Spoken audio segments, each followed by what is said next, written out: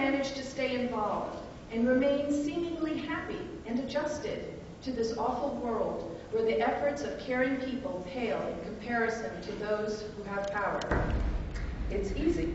First, don't let those who have power intimidate you. No matter how much power they have, they cannot prevent you from living your life, speaking your mind, thinking independently, having relationships with people as you like. Read Emma Goldman's autobiography, Living My Life. Harassed, even imprisoned by authority, she insisted on living her life and speaking out however she felt. Second, find companions who have your values, your commitments, but who also have a sense of humor. That combination is a necessity.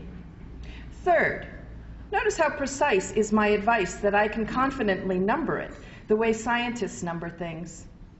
Understand that the major media will not tell you of all the acts of resistance taking place every day, the strikes, the protests, the individual acts of courage in the face of authority. Look, and you will certainly find it, for evidence of these unreported acts. And for the little you find, extrapolate from that and assume that there must be thousands times as much as what you found. Fourth, note that throughout history, people have felt powerless before authority, but that at certain times, these powerless people, by organizing, acting, risking, persisting, have created enough power to change the world around them, even if only a little or briefly. Fifth, remember those who have the power and who seem invulnerable are in fact quite vulnerable. Their power depends on the obedience of others. And when those others begin withholding that obedience, begin defying authority, that power at the top turns out to be very fragile. Generals become powerless when their soldiers refuse to fight. Industrialists become powerless when their workers leave their jobs or occupy the factories. Sixth, when we forget the fragility of power imposed from above, we become astounded when it crumbles in the face of rebellion. We have had many such surprises in our time, both in the United States and in other countries. Don't look for a moment of total triumph. See it as an ongoing struggle with victories and defeats, but consciousness of people growing over the long run. So you need patience, persistence, and you need to understand that even when you don't win, there is fun and fulfillment in the fact that you have been involved with other good people in something worthwhile. Okay, 7 pieces of profound advice should be enough. Howard Zinn.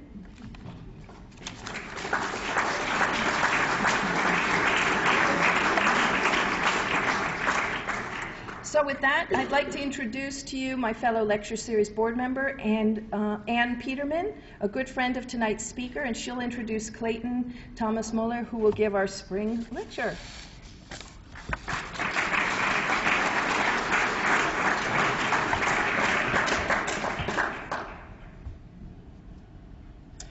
As Ann mentioned, I'm also Ann, but I have an E and she doesn't. That's how you can tell us apart. I'm the Executive Director of Global Justice Ecology Project, in addition to being on the board of the Will Miller Lecture Series. And sorry, forgot there was a thing here. And I also coordinate the campaign to stop genetically engineered trees. And I also want to congratulate the bus drivers and everybody who supported them in their victory.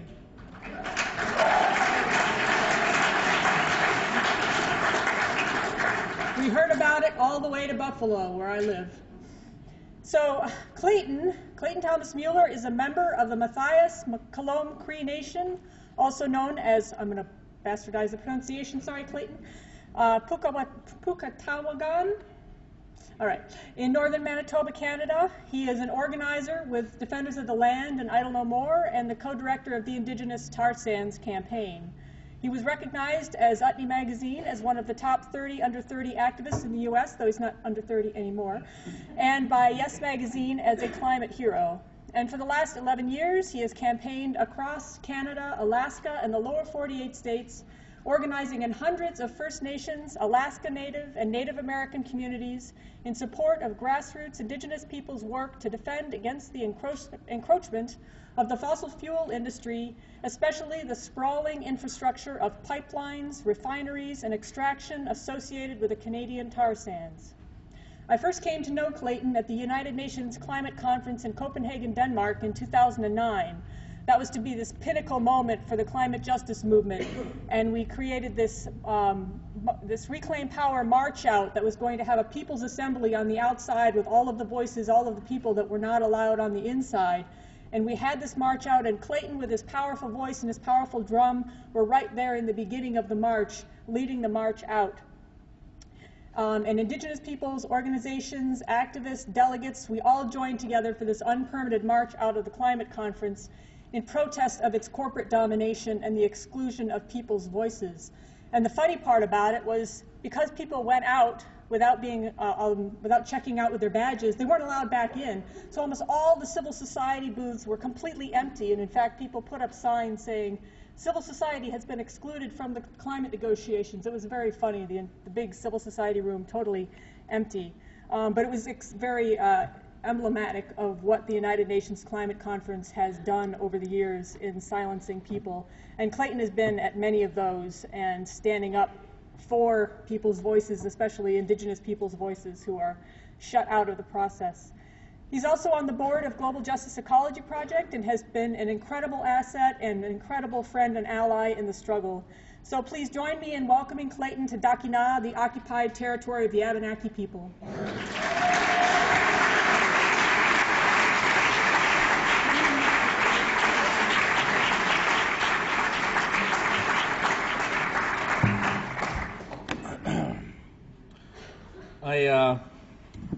I'm always humbled when you get gracious introductions like that, especially from dear friends like the Anns, and with and without an E. I guess first of all, let me first deal with some protocol stuff. I just want to acknowledge the traditional territory of the Abenaki people, and to say that as a guest here in these beautiful and sacred lands, that I'm here in a good way to share some ideas and thoughts with all of you, and that while I'm here, I put on my moccasins so I could walk lightly in respect of the people that still live here and, of course, of their ancestors. I also want to acknowledge just the wonderful, and incredibly humbling opportunity to be your I guess spring lecturer and to share some of the ideas that I've come across in honor of the legacy of this man Will Miller.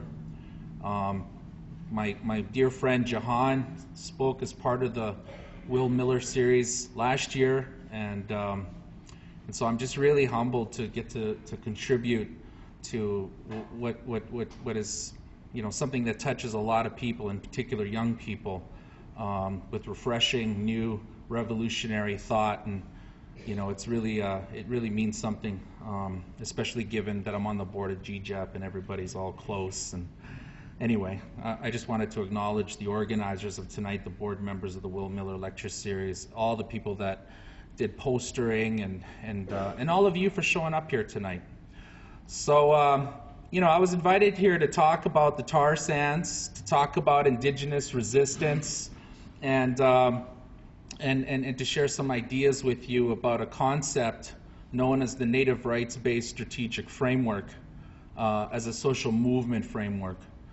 And before I get into all of that, though, I did bring my drum, and so I wanted to share a song with you all, if that would be okay. Yeah? Okay. Take off my hoodie.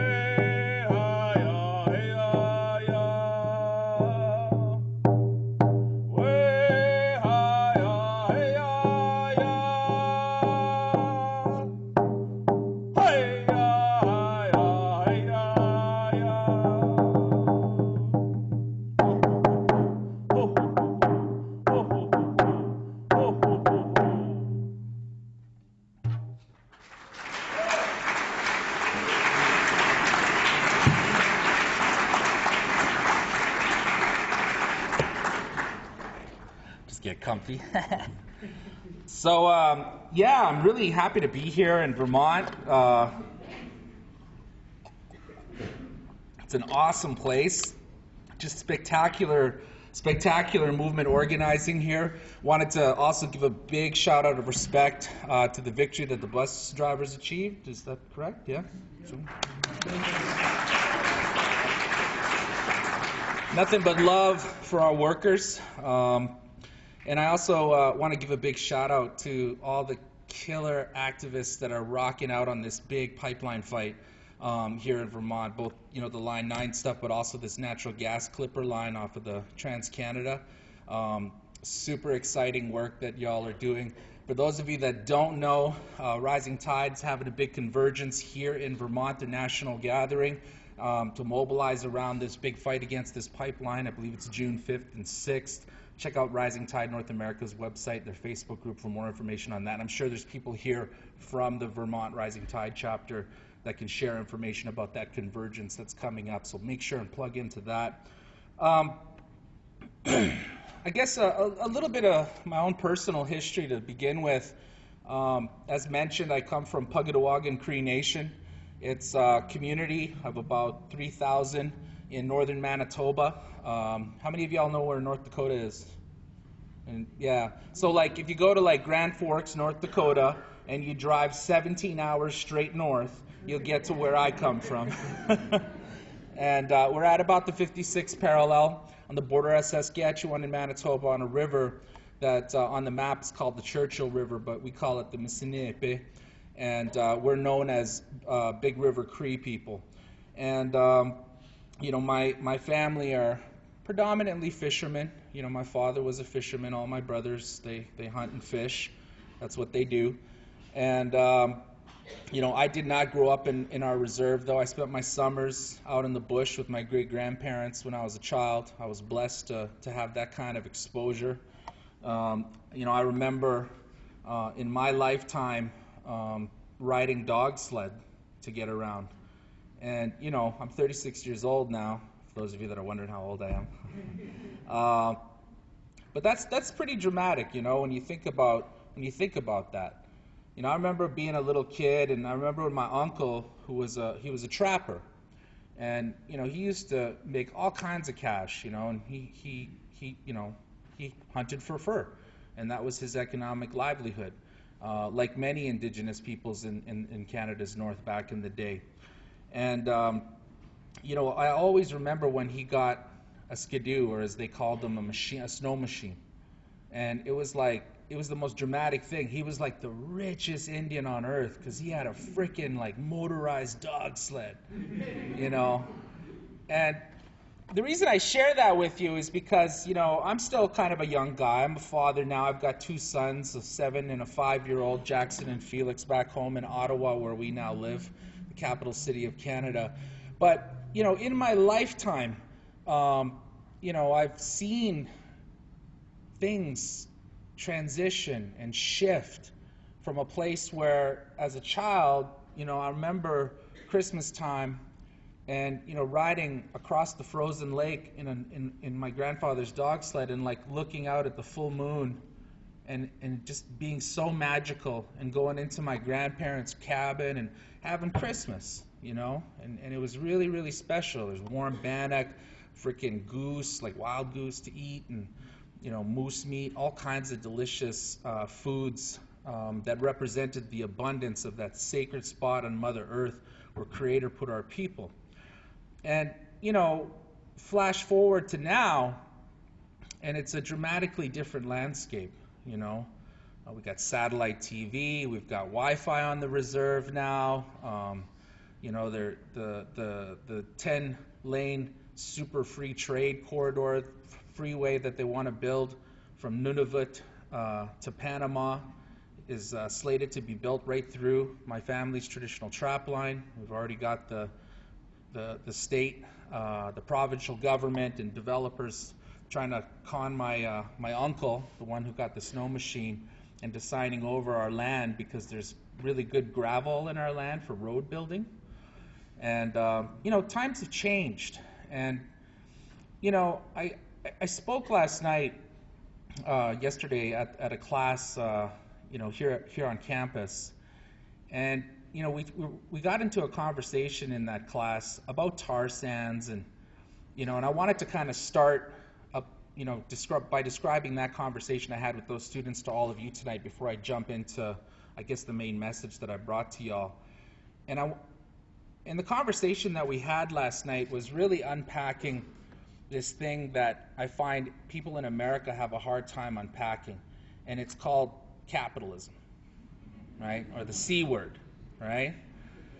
And it's easy for me to unpack it because I'm just a radical commie from Canada, socialist Canada, and if I get a cold, I go to the doctor and it's all good. But the reality of it is that when we look at the tar sands, when we look at other manifestations of this insane Western scientific industrial experiment called capitalism that has pretty much almost destroyed the ability for members of the five-fingered nation, human beings, to live on Mother Earth in about 200 years, we know what the problem is. And I think that a lot of the times we spend a lot of our time focusing on the symptoms of the big problem, like climate change, the end of the era of cheap energy, which is impacting every segment of our society, food security, water security, all of these things that we are currently dealing with that tend to overwhelm us are all symptoms of our economic paradigm.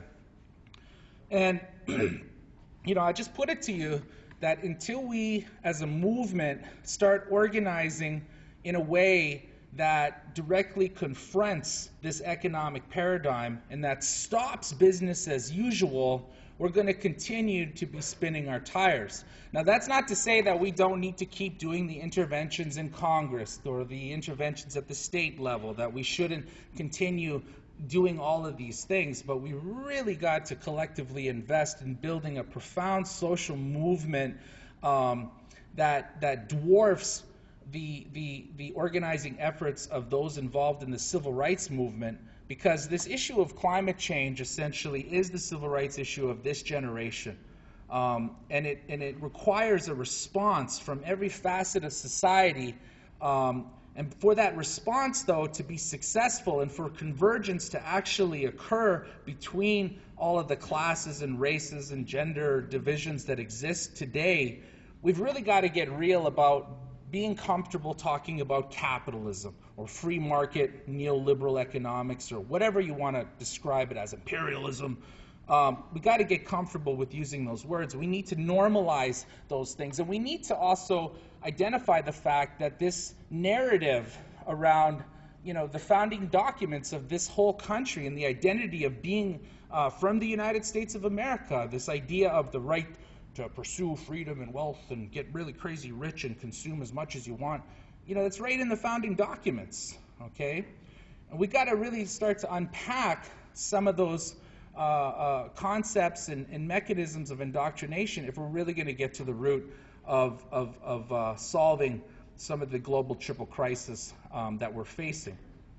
And I think that, for me, in Canada, we're living in a really exciting time. It's a scary time, too. We have a conservative majority government that's been, in power for the last 6 years. It's led by this really intense fella from Alberta named Stephen Harper. And, Stephen Harper is traveling around the world right now and telling the world that Canada is an emerging energy superpower. He's also made all kinds of crazy statements in the media that, Canada has no colonial history. And in the last 12 months, he's passed, his government has passed 2 super laws, Bill C-38 and Bill C-45, which have effectively gutted Canadian democracy and stripped away 40 years of environmental and social and health policy. The government that we currently have right now under Stephen Harper's leadership is in the pocket of big oil, and they pretty much have him bought and sold. And the scary thing about Stephen Harper, and I'll give you the reason why you should respect this guy, is that he's not your typical, he's not like a Jeb Bush or a George Bush. He didn't come from money. This guy was raised by a single mom. His dad was an accountant for Exxon, for Imperial Oil in Canada. He was blue collar. And that's what makes this guy scary, is that he believes into his core, like on a fundamentalist level, in capitalism, in free market neoliberalism.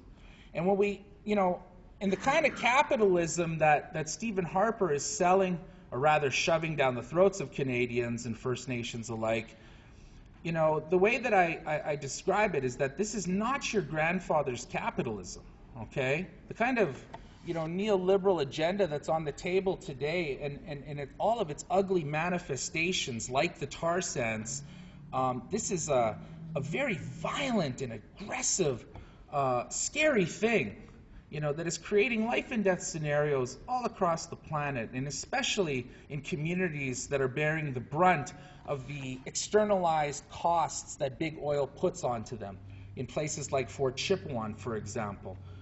Fort Chipewyan is a predominantly native community about 200 kilometers downstream from the Canadian tar sands patch.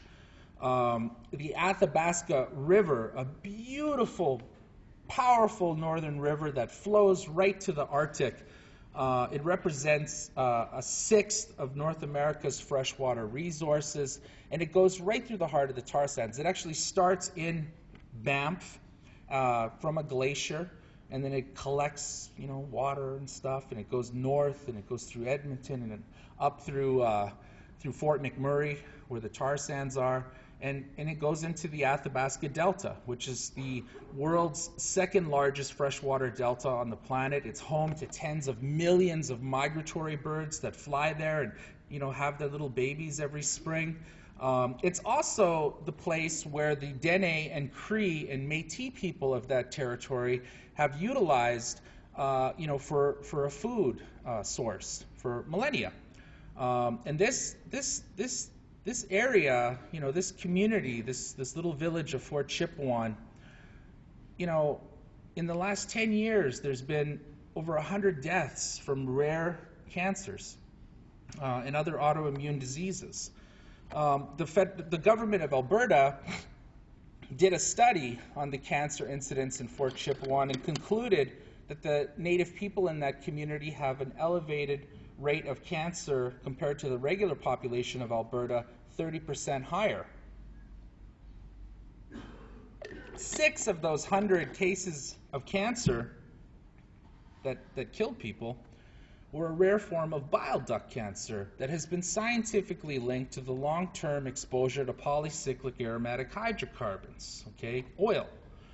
And the incident ratio of this particular type of bile duct cancer is 1 in 100 to 2,000, 100,000 to 200,000 people.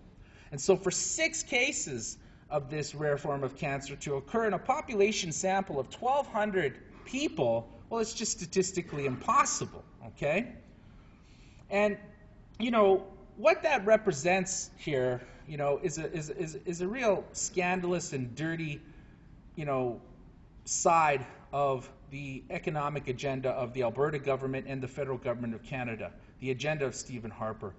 Because this is the most blatant example of environmental racism, I think, that I've ever come across. Because what the Alberta government just, they gave themselves 5 years when the study first came out to respond. It came out in 2009. They finally responded a couple weeks ago to their own study, and they said that they're not going to do anything about it, that it's lifestyle. Meh, Native people shouldn't drink and smoke too much, and they should stop eating all that deep-fried bannock, and, that's what's killing them. It's not the oil. And, the reality of it is that if the Athabasca River, flowed south instead of north, and it, went through the community of Calgary or Edmonton, and the same kind of statistical sickness ratio was applied to a major urban center, there would be dozens of square blocks of dead or dying citizens, and it would be all over every newspaper on the planet. But because it's a predominantly native population that is, has this problem of bioaccumulation of toxins up the food chain, because you have to understand in Fort Chipewyan, there's no discount grocery store. Okay, people hunt and fish to subsidize their diets. There is a grocery store in Fort Chipewyan. It's run by a genocidal corporation called the Northern Company, and they jack up the prices of the food in that store. So in Fort Chipewyan, if you want to get a pack of Pampers, that 30 pack of Pampers for your kid, it's like $60. If you want to buy a head of cabbage, okay, that's kind of a little mucky and definitely not organic, it's $6. You want to get an orange or an apple for your kid, it's like $1 or $2 per orange or apple. You want to get a box of cereal, like honeycombs or one of those other genetically modified cereals that are full of sugar and enriched flour. You're looking at $20 for a gallon of milk. $20.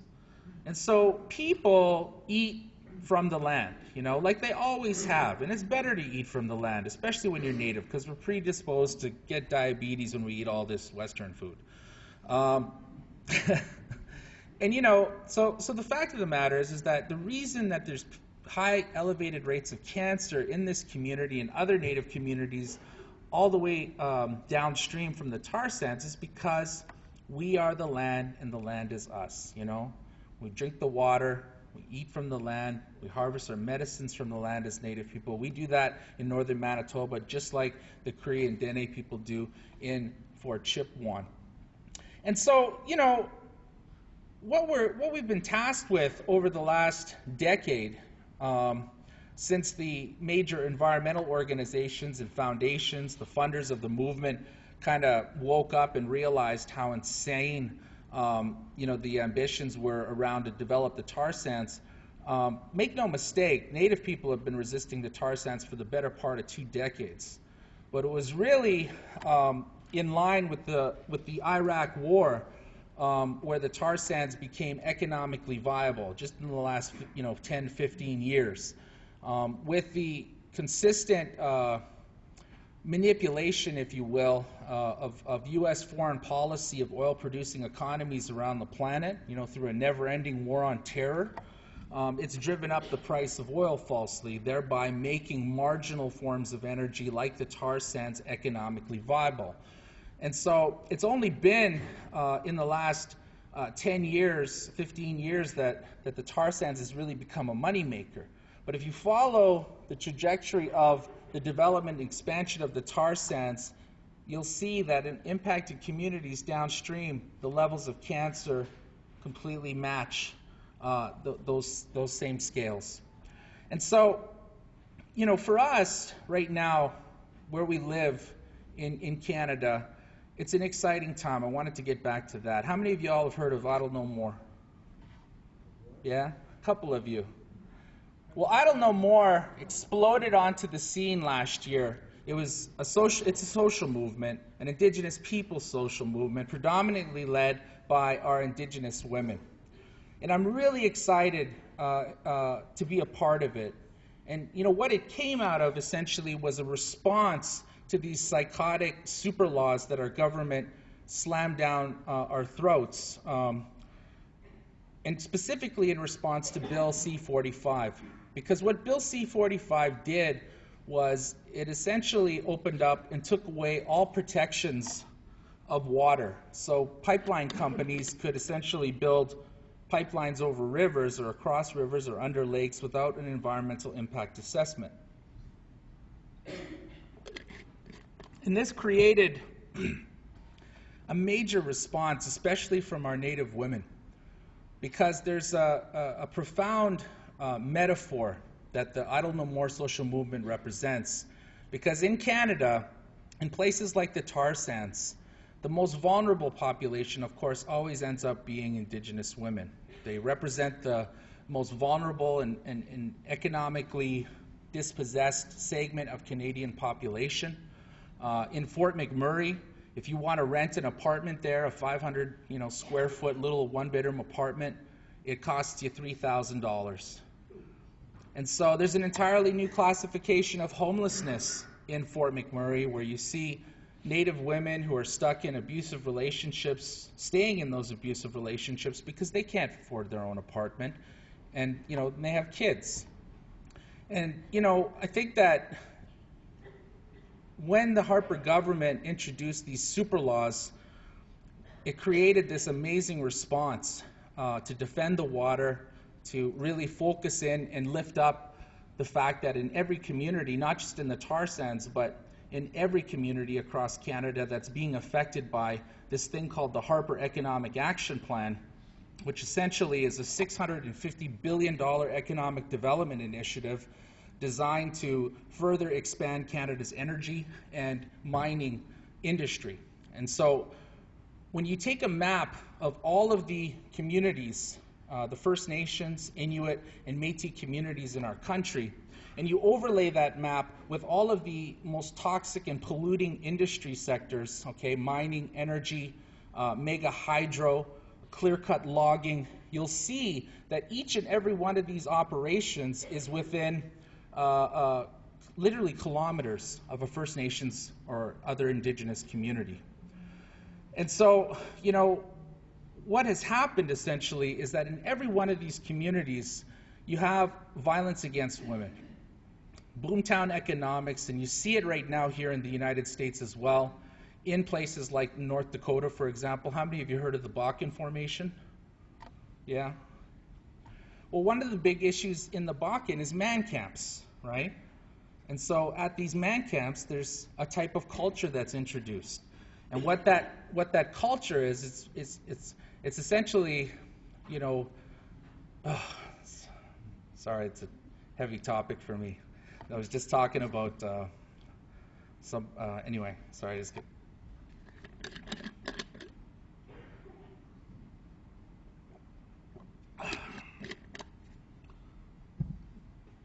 So what I Don't Know More represents is the reintroduction of a type of the sacred feminine creative principle, okay?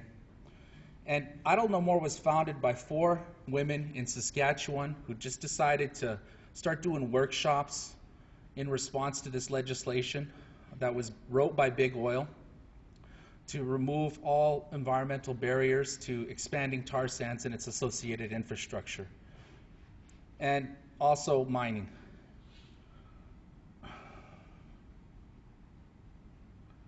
I don't know why, but I'm just having such a nervous attack all of a sudden. This never happens to me. I just wanted to name that. So let me rejig myself here. So we have a situation, where 4 women started this movement, I Don't Know More, in response to this. I don't know what the heck's going on with me. Sorry. Yeah, no, I never have this kind of incident happen.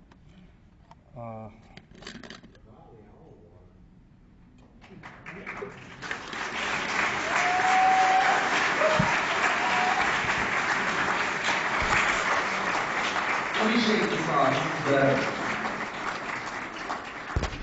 Sorry, I got this television and everything. Let me walk around a bit. I'm feeling all claustrophobic and weird there. So what I Don't Know More represents essentially is the acknowledgement, okay, of what Native people have been saying for decades. And in Canada, the Harper government is doing everything that they can to try and expand the tar sands, expand mining, to draw in international investment and financing from banking institutions all across the planet. Now, each and every one of you remember the economic downturn, right? Like the big financial crash, right? And so when that happened, the Harper government put out to the world and said, hey, Canada is a stable economy. Your money is safe here in our banks. And so when Europe crashed and America crashed, there was a big capital flight of money that left European banks, that left American banks, and that went straight into the big 5 banks in Canada, which provided a huge financial bump to invest in the tar sands. And that's why all of a sudden you see Toronto Dominion and Royal Banks right from, on the whole eastern seaboard. They just popped up out of nowhere because they got all this money during the economic downturn. But you see, Harper lied, okay? He lied to the banks, he lied to the Canadian public, and he lied to the financial sector because he said that the banks in Canada didn't get an economic bailout. But they actually got $140 billion of Canadian taxpayers' money. They just didn't tell anybody. And the reason why we're having a mining renaissance in our country and Canadian mining corporations are ravaging the world over, and why tar sands has become such an issue of significance, even here in the United States with the epic fight against the Keystone XL, and here in the East against Line 9, and also in British Columbia with the Kinder Morgan pipeline and the Northern Gateway pipeline. Heck, in 2 years, I bet you they're going to propose a pipeline to Tuktoyaktuk. Because tar sands is a stranded asset, okay? In economic terms, they call it a stranded asset. And what that means is that it's landlocked. And they can't get that stuff out fast enough to match their expansion plans, all right? And it's got them bugging out. Now, the other big thing that is blocking Harper in their economic action plan is the rise of the native rights-based strategic framework, okay? Now, climate campaigners will get up here and they'll talk to you about this thing called the carbon bubble strategy, all right? Now, the carbon bubble strategy is a great strategy. It depends on the fact that someday the United States is going to get their shit together and, put a price on carbon and set some emissions.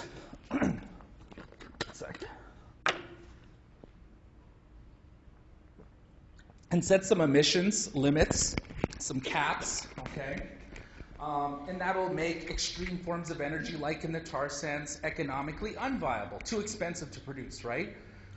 But the fact of the matter is I don't really see Obama passing a climate policy necessarily. I mean, maybe he might, like right at the very end. But probably it's going to be at least 5 years before the carbon bubble strategy actually works, actually has a legally binding mechanism. And so the whole risk and uncertainty that the climate movement is depending on right now to, create speculation about risk and uncertainty with the carbon bubble analysis just it's not flying, okay? There's no fear there, at least no foreseeable fear in the foreseeable future. In Canada, there is a very real risk to investors that want to make money off of the tar sands. It comes from native rights.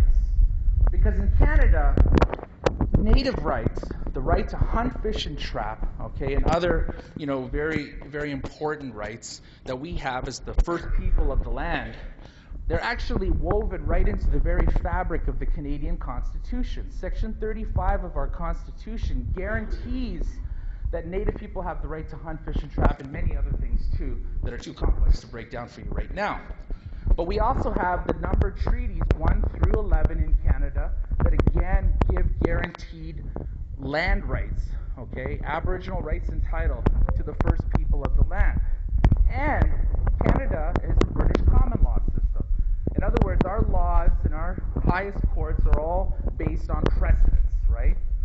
And the precedents of the Canadian courts, when it comes to indigenous peoples asserting their control and access to their own lands, the precedence is on the side of the native. There's 170 Supreme Court victories that Native people have won asserting their rights within the highest court, the Supreme Court of Canada. So enter Idle No More.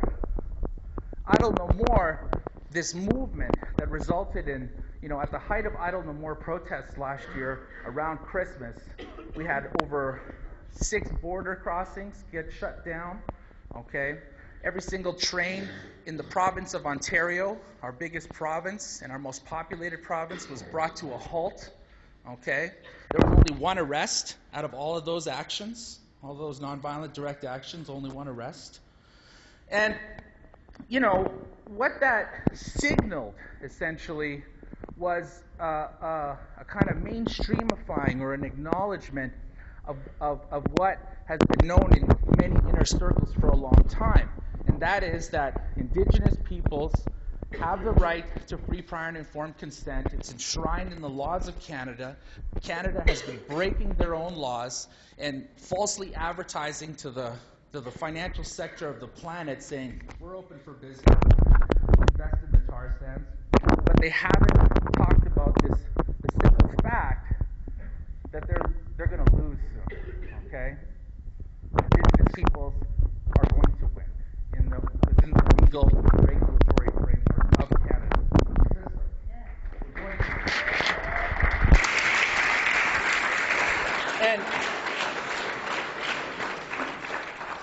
And in the tar sands fight, you know, what we've been able to do through some really sophisticated, you know, relationship building and organizing is we've had to go to the U.S. We've had to go to London Square Mile, you know, where all the money going into oil goes out of, the financial district of London. We've had to go, you know, lobby the investment funds managers in places like Sweden and Copenhagen, you know, the big pension fund managers that manage the biggest pension funds in the world, to talk to them. You know, but not to go in there and say, hey, you shouldn't invest in the tar sands because it's really bad, but going in there and saying, you know, let us help you avert risk to your investors. And let's talk to you, let's have a conversation about Native rights in Canada, Aboriginal rights in title, and the risk and uncertainty that represents, you know, to your investors. And what that's created, essentially, you know, is the moment that we're living in now, which quite frankly, yeah, it's the stage, the feng shui of it's all screwed up. I can deal with it right here, but that stage, it's all, feng shui's all messed up. But so right now, what Idle No More represents, we've got 700 chapters that have popped up in the last year of operations, both in the United States and Canada. We've developed our own nation builder platform that has over 400,000 contacts, predominantly Indigenous peoples. So for the first time in history, we've got a massive communications apparatus that's not controlled by some mainstream non-native organization, okay? That's not controlled by some big union or whatever, but that is controlled by grassroots land defenders and predominantly Indigenous women, okay? And what we have moving forward, essentially, is an opportunity to really change the game, if you will. Because what we have in our country with this crazy prime minister and with every single oil company on the planet operating in the tar sands is the fight of our times. You know, there's about 3 deposits of carbon on the planet that if they're developed, it's game over for the climate. You know, that's a quote from Jim Henson from NASA. And the tar sands is one of them. The Aramco tar belt in Venezuela is another. The coal seams in Australia are the third. And then Canada's tar sands is one of them as well. We've developed about 3% of the available resources that are retrievable with today's technology in the tar sands. But they want to drive that up. Right now they're producing about 2 million barrels per day in the tar sands. But they've leased out the capacity to produce 6 million barrels already. That's already permitted, ready to go. It's just waiting for project green light from all the different companies that hold those leases. Now, what we need to do moving forward is we need to have a realistic conversation about what are the convergence points that need to happen in our movement. What is the strategic framework that we're collectively going to invest in as we move forward to try and stop the tar sands? And what we are arguing in Idle No More and from the impacted communities and the business of the tar sands is that investing in the native rights-based strategic framework is the strongest legal framework to stop bad people from doing bad things to the earth like in the tar sands. And right now, Beaver Lake Cree Nation, Treaty 6 territory, has launched for the first time ever in the history of Canada a treaty rights constitutional challenge. Now, in their court case, they've cited over 20,000 treaty rights violations of Treaty Number 6 by just about every oil company on the planet, by the provincial government of Alberta, and by the federal government of Canada. And they're going to win their case. And when they win their case, you know, the 17,000 or so leases on their lands, their traditional lands, will become illegal.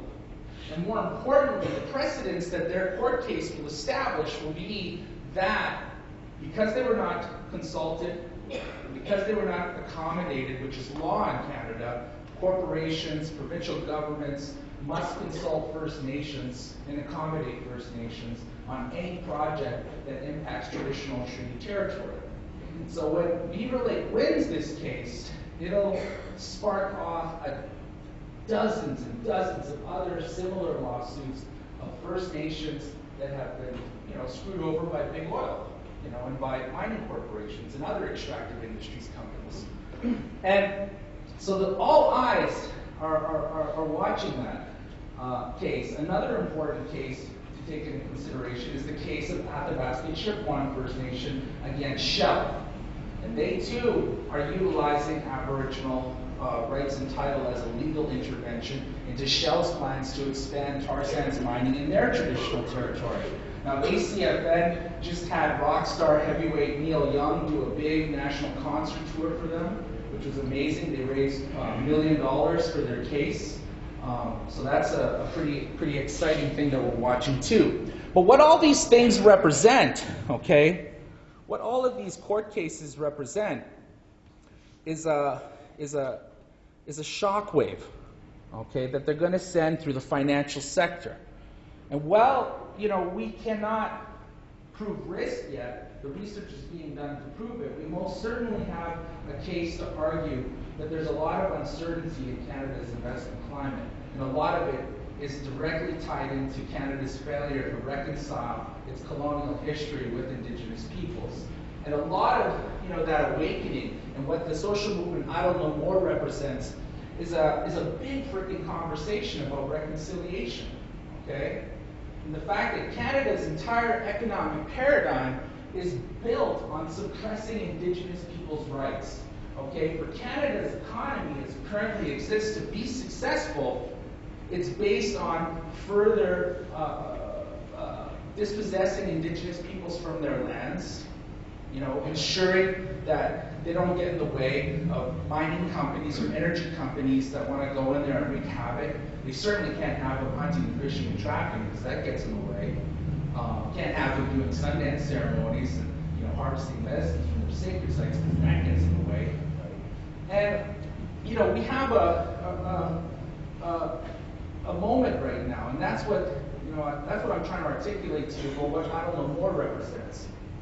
Is that you've got hundreds of First Nations people, communities representing thousands of people that are finally awakening to their power, okay? They're not just their God-given powers as the first people of the land, but also to their considerable constitutional might to impact the trajectory of Canada's economic ambitions. And what the Native Rights-Based Strategic Framework does is it equalizes a very disproportionate battlefield, okay? Because when we use our considerable rights base to stop bad people from doing bad things to the earth, it brings those with power to the table. So we can have a conversation about an economic paradigm that doesn't force us to sacrifice certain communities at the altar of irresponsible economic development so that other communities, namely shareholders, can thrive, right? And, you know, where we're going now with a lot of this work is really in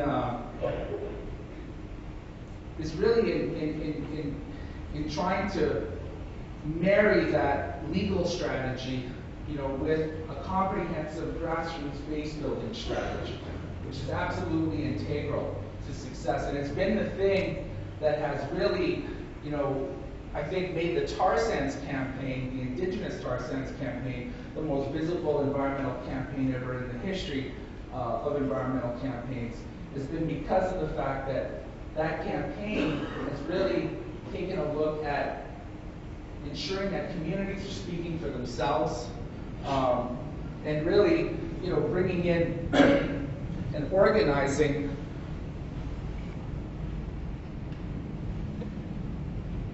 and really investing in a social movement framework that takes three things into important consideration.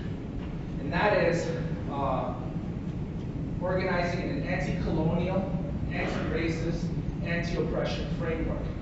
Now that's not to say that we have to, as a social movement, solve racism and classism and sexism and all of that. No, that's a very difficult task, and we become very apathetic trying to do that. But what we do need to do, and what we've been successful at utilizing in the tar sands movement, has been developing the mechanisms to confront these systems of power when they emerge to create division amongst our coalitions. Okay? Because race and class play out all the time in the climate movement. You've got big NGOs taking credit for grassroots organizing efforts all the time. You've got gatekeepers that block limited funding resources. You've got all kinds of power dynamics that are rooted in quite frankly, the whole concept and notion of, how many of y'all heard there's no justice on stolen land? Anybody ever heard that saying? Well, that's the truth of that's the crux of it, is that, for us, we've had a lot of success because we've taken little steps, one foot in front of the other, and we've been very real about a couple of very simplistic concepts, and one of them being that our people speak for themselves, and that if people want to work with indigenous peoples in the tar sands to confront them, that we have to really understand that the communities themselves have to be the ones leading. The communities themselves have to be the ones that are benefiting. And that's where I think for us right now, we're seeing a significant shift in culture within the climate justice movement, within the big movement for climate change, to mitigate climate change. Here in the United States, you've got big organizations like the Sierra Club, who reversed a 130-year policy against civil disobedience. You've got, 350.org working with Native people in the Dakotas and Nebraska, trying to support direct action. It's not perfect. There's a lot of tension there, a lot of cultural lateral violence that plays out. But there's a dramatic shift that's happening, because I think here in the United States, when the American Energy and Climate Securities Bill collapsed a couple of years ago, it was kind of a big smack in the head to all the establishment groups that had been so top-heavy focused, so focused on organizing in DC and lobbying the policymakers, that they forgot that we need to build a movement to support and inform those policy interventions, right? And so, what I see happening now is a lot of groups, some would say they're co-opting, grassroots strategic efforts, but others would say that they're just learning, But I see significant shifts in power. And in Canada, Untitled Chapter is working with many other social movement sectors towards a very important gathering that's taking place in August in Ottawa. The first People's Social Forum is happening in Canada.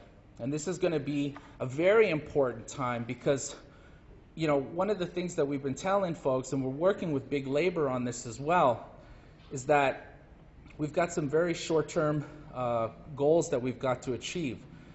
Our federal election is happening in 2015, next year. And so if we don't get the Harper government out of power, we're going to have a very significant challenge before us.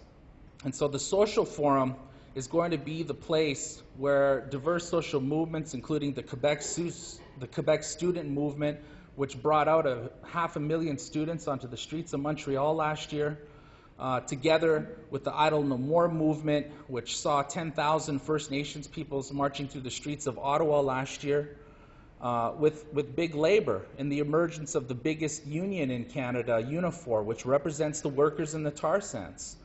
And Unifor made a big statement at their big launch last year. They said that they're going to invest 10% of their budget into social unionism strategy to politicize their locals to the national.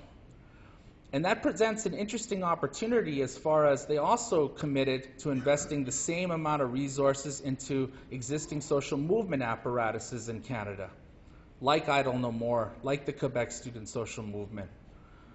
And so, where we are right now in our country is we have this kind of huge wave of organizing, of activism. The challenge that we have right now, though, is in trying to get people to let go of habits. The environmental movement is always fixated on certain habits, and they do the same mistakes over and over and over and over again. In the 90s and early 2000s, the environmental justice movement here in America told the environmental movement, don't make this about parts per million in the atmosphere.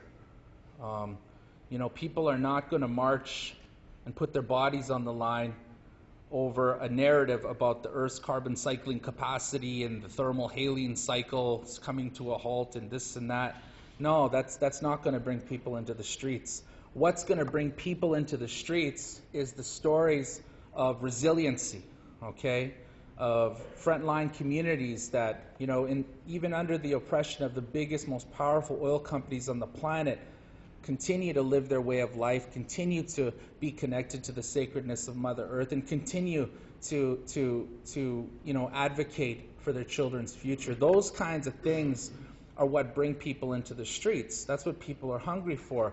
And I firmly believe that when people are confronted with adversity, that human nature will put them into action and they'll do the right thing.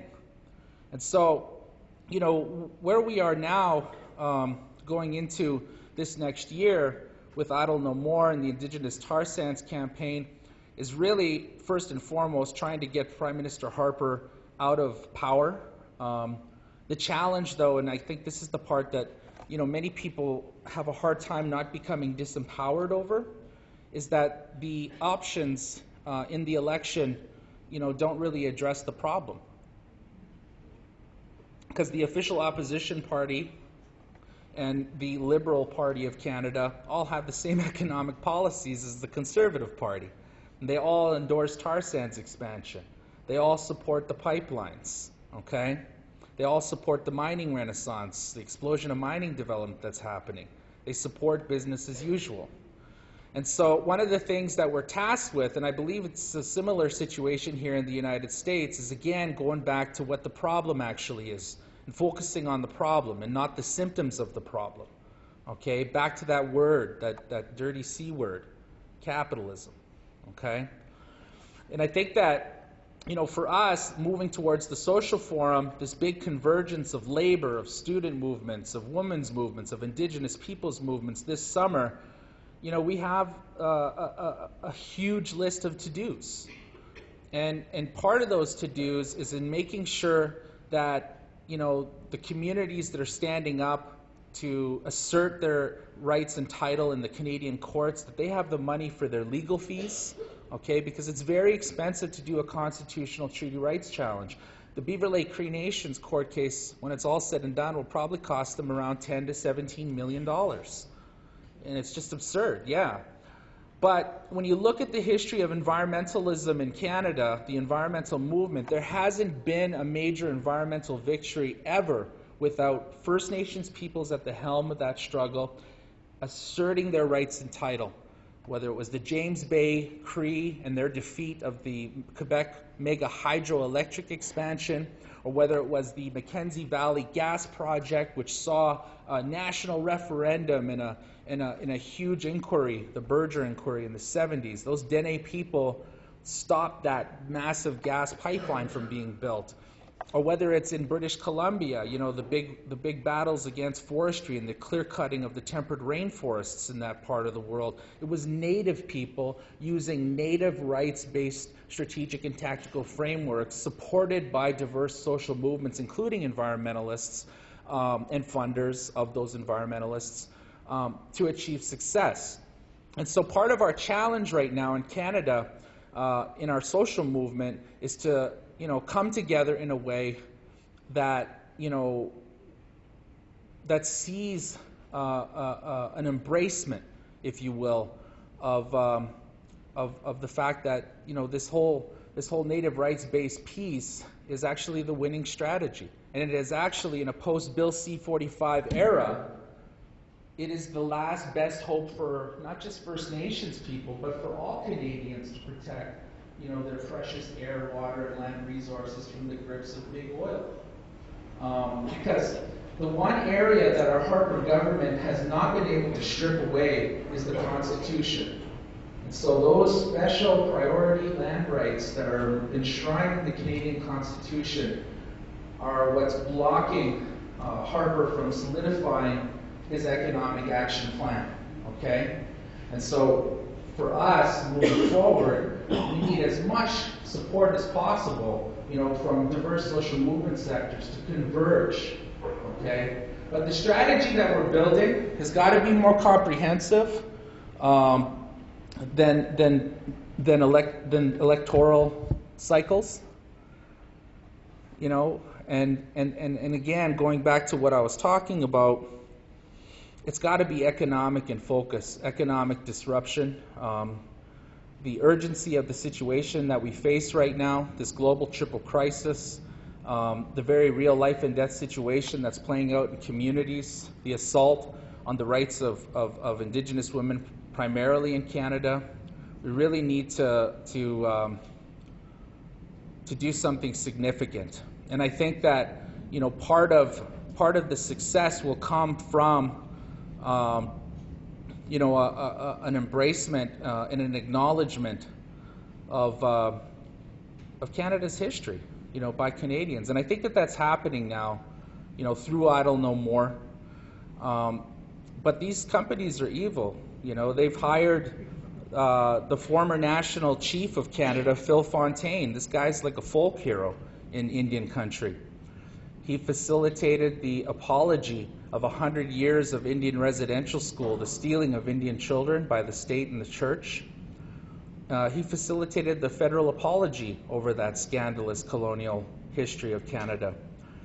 And now he's working for the oil companies pushing their pipelines. And so, this is a very divisive issue. These companies, they disproportionately target our communities. They exploit the socioeconomic crisis that is playing out in our communities, the desperation to promote a form of economic development that, quite frankly, will in every instance always leaves communities in a worse place than they were, because, before tar sands, communities could eat and drink from the water. Afterwards, they can't afford to buy that at the Northern now. And so, anyway, how am I doing on time? Okay.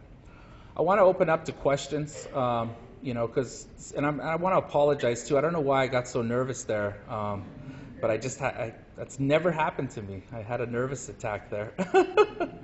But, I want to encourage you to check out idlenomore.com, sign up for updates.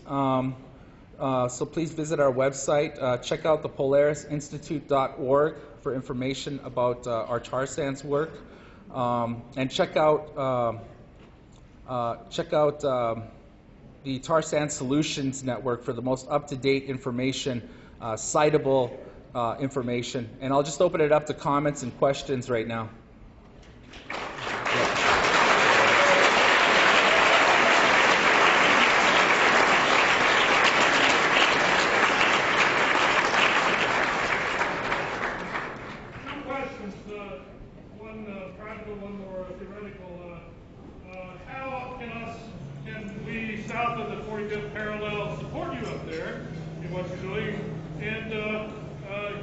what we know, what we've heard about Athabasca Delta is very inspiring.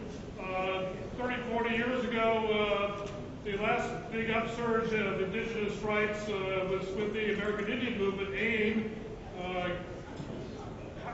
Is there a relationship here, positive, negative? Have you learned from that history? Yeah, first of all, I think, folks here in Vermont, please connect with, there's a ton of amazing activist groups here. You've got the Vermont 350, you've got Vermont Rising Tide, you've got a bunch of Earth First chapters here. There's a bunch of really awesome campaigns that are going on that are directly confronting tar sands infrastructure that's touching the northeastern part of this state. I encourage you to get involved in that. I also encourage Vermonters to get involved in helping with the Emerging Energy East campaign. There's been some great cross-border, cross-movement pollination, if you will, between climate justice activists here in the state and climate justice activists in Ontario and Quebec. And I think that relationship, right, we're just a couple hours north of here, so we should be collaborating together on days of action and that sort of thing. I think that for you students here, the divestment campaign that's sweeping across campuses across the United States and in Canada is a wicked strategy. I think that the challenge, though, with the divestment campaign is making sure that your on-campus divestment campaign is attached to an environmental justice struggle. Making sure that you're not just focused on the campus, but that you're also organizing and building movement infrastructure in the broader surrounding community. So I encourage those of you involved in the divestment work to be connecting with the folks that are organizing against this major gas pipeline, and connect with the folks that are organizing on some of the tar sands pipeline work too, and really making sure and doing some of that cross movement shared space organizing work. Is Idle No More connected to AIM? AIM was something that was very powerful. A lot of my aunties and uncles are veterans of the American Indian movement. They were at Wounded Knee. But I think that what AIM taught us is that organizing in a counter-military intelligence framework against the state is a very challenging task. That requires an immense amount of resources. And when you organize with a very visible leadership, it's easy to get destabilized and taken out. And we've seen that with COINTELPRO and the kind of paranoia and division that still to this day exists within the American Indian movement. A lot of the old Aimsters don't talk to each other because they got paranoid and they didn't know who to trust. And I think that the difference between Idle No More and the American Indian movement is that Idle No More is decentralized. We have 700 autonomous chapters that all have the right to use the logo, that can use the communications apparatus, our website, our list, our social media groups. We have I think 130,000 now on Facebook. There's a lot there that people can use.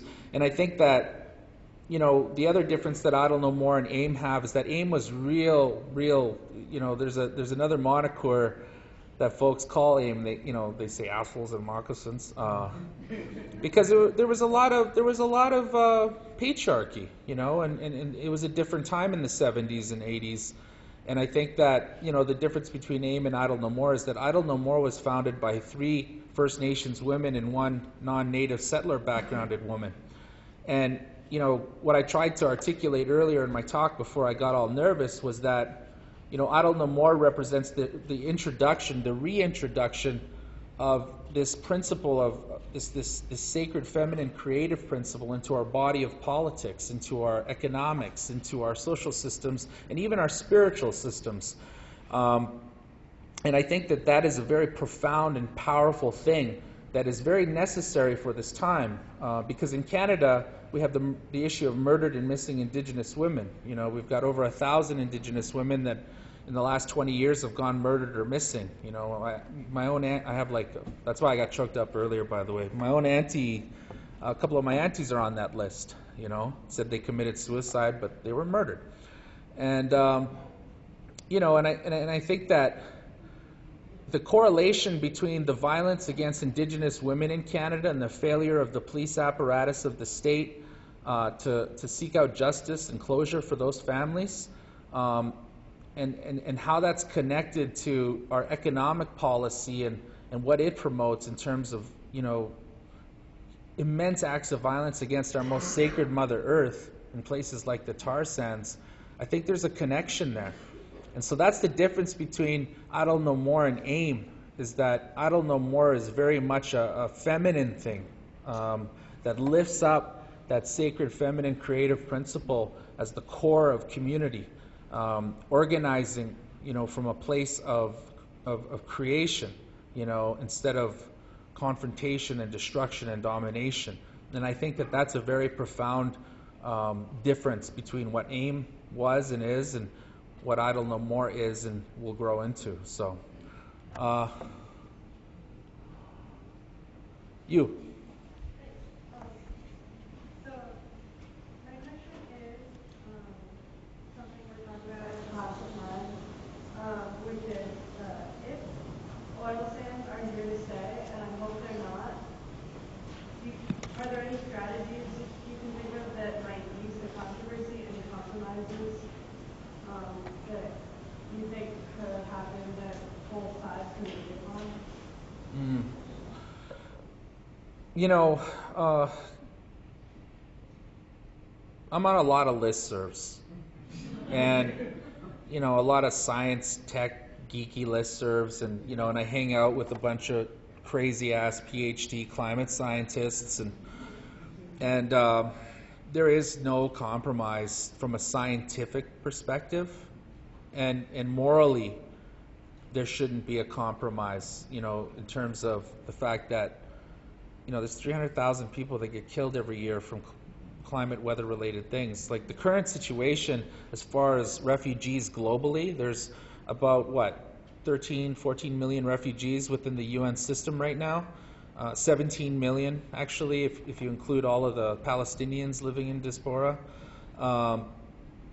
And, you know, that number is slated within the next 50 years to rise to like 125 million due to climate displacement. You know, most of our cities are on coasts, and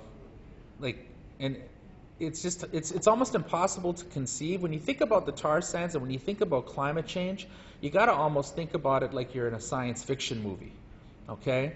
Like the scale of the tar sands is insane. Like when you fly over it, there's over 108,000 workers required to make the tar sands operate 24 hours a day, 7 days a year.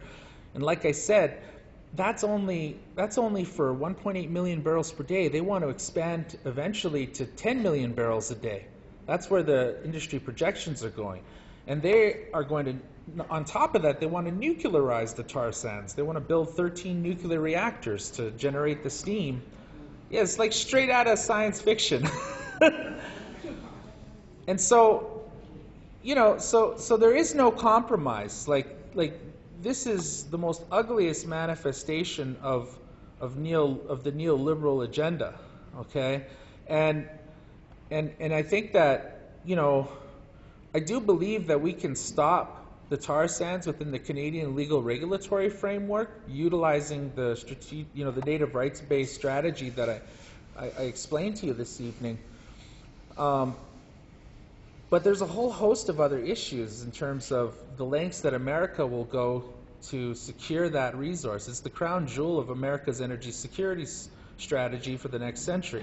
And China also has its ambitions on tar sands. You know, in the last 20 months, Chinese state petroleum firms Sinopec and PetroChina have secured 10% of Canada's tar sands assets, $36 billion investment. And that's just in 20 months. And so that, you know, and then, so there is no real, you know, like, I think we could stop it, but man, we got to focus on stopping the expansion at the source, because, you know, the pipeline stuff is a shell game, and it's a deliberate strategy by big oil to inundate the movement and to fracture us and to spread us out. And, you know, but we really need to be focusing on stopping the expansion in Alberta, or our grandchildren's grandchildren will be campaigning against pipelines, you know, because they're not going to stop rolling out those proposals. So yeah, we need to stop it at the source.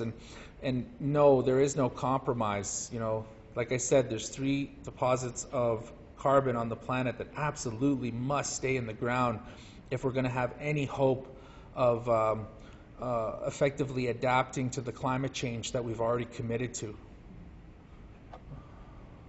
In the back? I want to ask more about labor.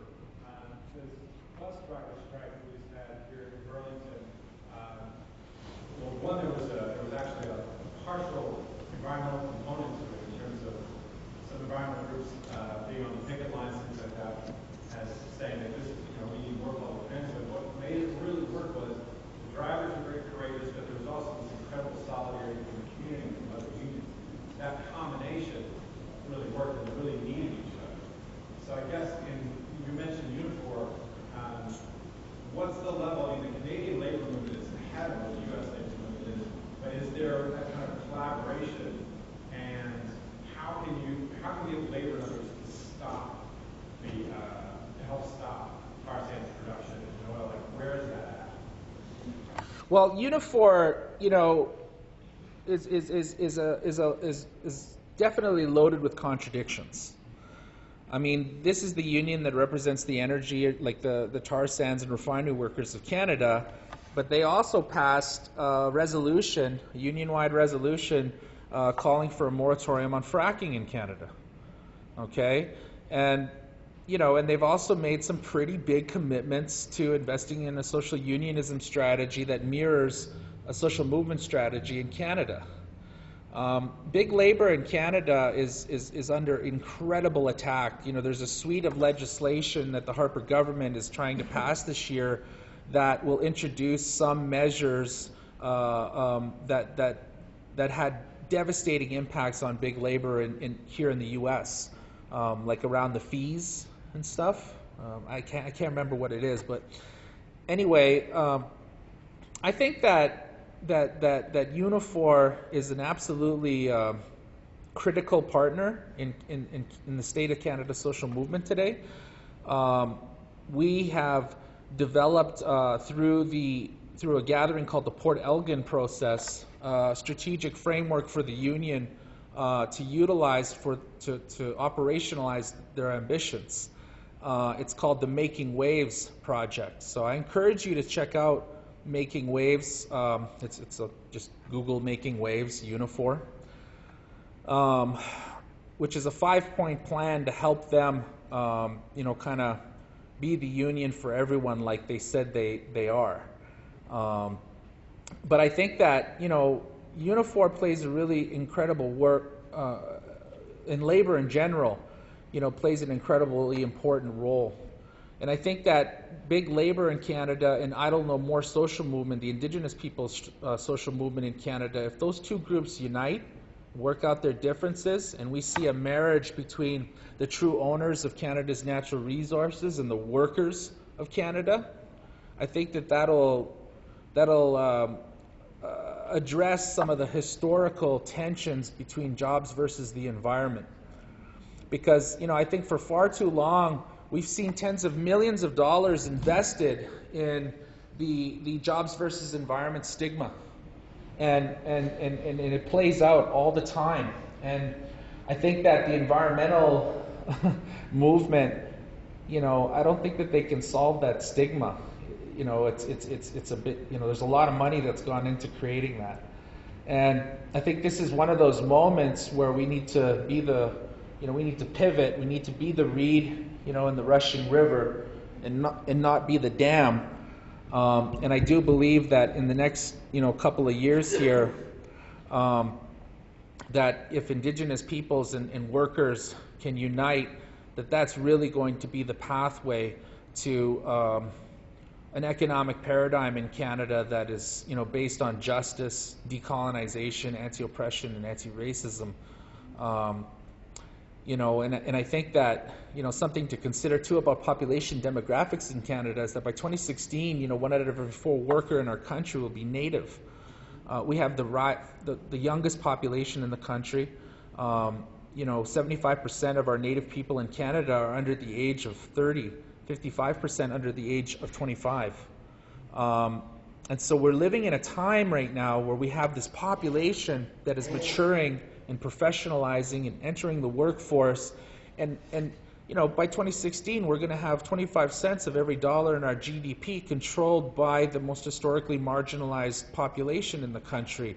And so it's a dramatic and intense moment in history that, quite frankly, I think, would benefit from a strategic and tactical alliance between indigenous social movement groups and big labor. And I think that Unifor plays an absolutely critical role, because when we get to that place, not if, but when we get to that place where we need to exert really big power, we need the tar sands workers, to walk off the site.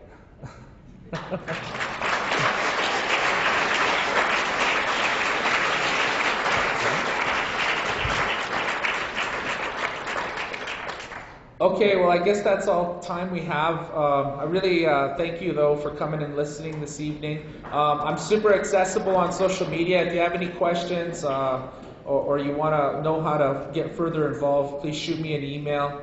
Follow me on Twitter, Clayton. And please check out idlenomore.com. Thank you so much.